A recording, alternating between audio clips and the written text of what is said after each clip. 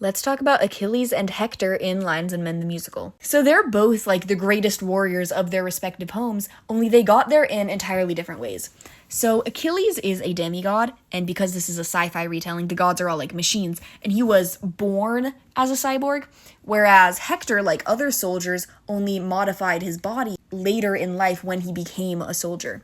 So Hector essentially had to work towards becoming strong, whereas Achilles was born with it. And Achilles is often bothered by like how little of him is human, and this is a huge conflict in the thing, him trying to preserve his little bit of humanity.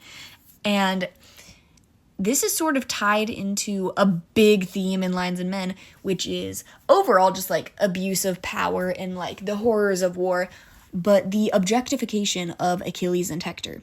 Both are seen as just being like weapons or objects for their higher-ups to use, and both feel like they're worth nothing more than that. Achilles desperately tries to hold on to his humanity, whereas Hector tries to get even stronger, hoping that if he can please his generals, they'll see him as human finally.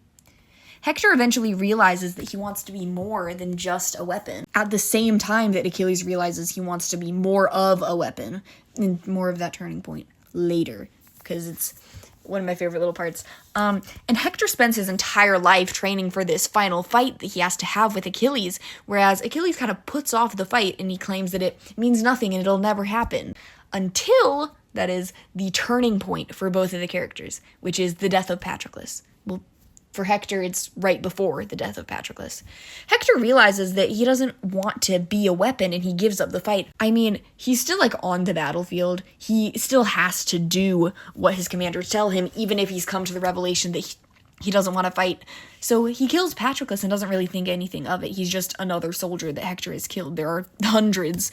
And Achilles, in his rage, does a lot of stuff that I'm not going to mention because that's not the point.